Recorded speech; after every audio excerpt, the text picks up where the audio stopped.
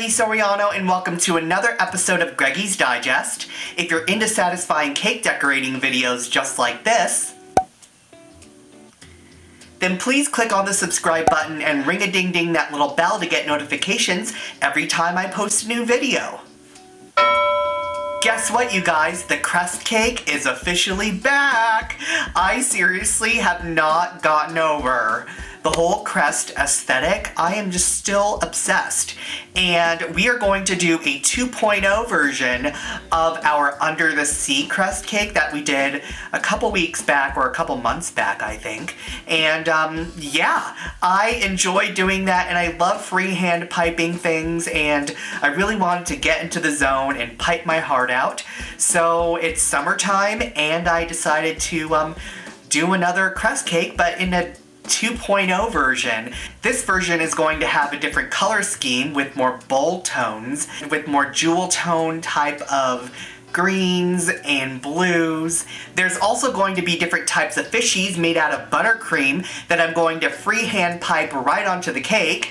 And I'm also going to freehand pipe some seaweed and some coral. It's just gonna look super under the sea, under the sea. The seaweed is always greener in somebody else's lake. Don't wanna get copyrighted, so I'm gonna stop singing. Why am I doing this? Because it makes it more... You're gonna learn all these tips and tricks right here today on Greggy's Digest. First, we're starting with a 6-inch cake, 5 inches in height, crumb-coated and covered in buttercream, and it's roughly covered in buttercream because lately I've just been loving the texture of buttercream being not crazy smooth. I just love texture on it. I just think it adds a lot of character to it. And we also have a 4-inch cake by 5 inches in height stacked right on top of it, and I doweled it with some boba straws. Right here I have a basket weave tip, and I'm using the plain side to it, and the other side has teeth to it. You could use that side as well, but I kind of wanted the look of kind of like ribbon, so I just used the plain side to it.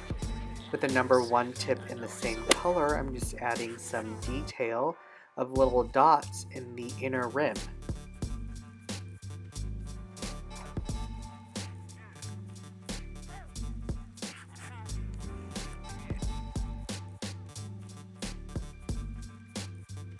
With the same number 1 piping tip, I'm creating a mirror effect on both sides, and I'm doing a seaweed-like type of leaf type of look, and I kind of wanted it in blue because I wanted to make it look a little bit more fantasy-like. So when I finished shooting this entire thing, I realized my big ol' head and arm was covering a lot of the detail that I was piping out. So I'm so sorry about that. I promise next time you'll be able to see it up close. But sometimes you could see it if I am in a certain angle, which I try to put in the cuts for you guys. So, alright, sorry about that. Right here I'm adding some birds of paradise and just adding a little bit of the detail and some of the leaves that go onto it with some pink and some blue. Right here's a better angle of it. So I'm just adding some pressure and going out with a little bit of a pointy on the end. And then I'm adding some blue. What I'm doing is I'm actually embedding it. So I'm injecting the green and piping out some blue just so that it looks like one cohesive piece. With the number 1 tip in yellow buttercream, I'm adding some coral details around the crust.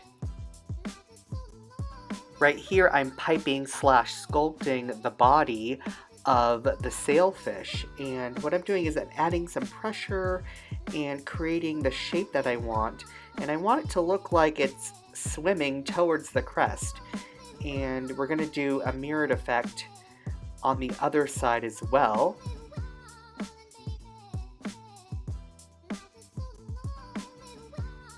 I'm just adding the details like the fins, the nose, the eyes, and things like that.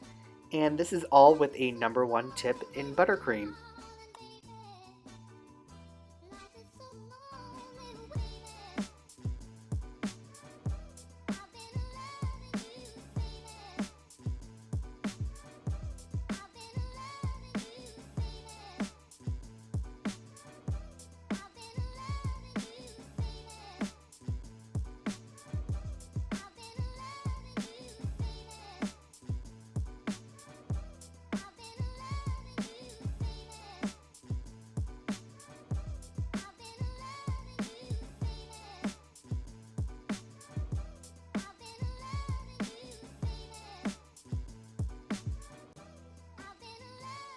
Now I'm piping a cute little pink surgeon tang.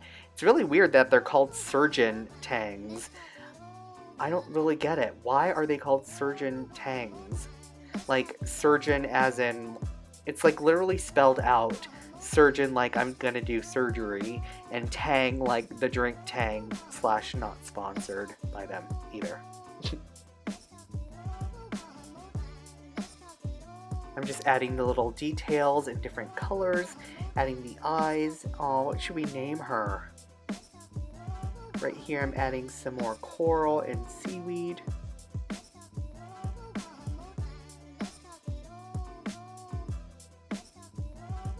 Now I'm diligently piping my signature pearls, and I want them to look like bubbles and pearls in the sea.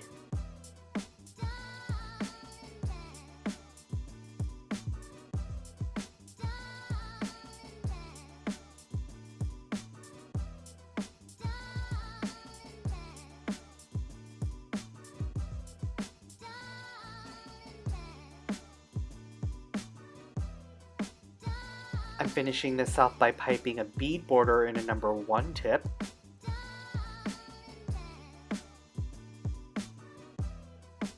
And finally, we're trimming our baseboard in a royal blue grosgrain ribbon.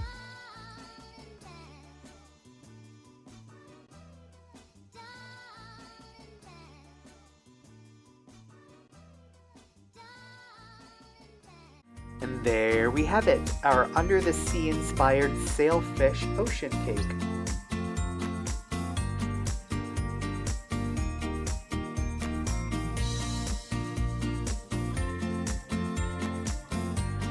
Thank you so much for watching. I hope you enjoyed my under the sea crust cake.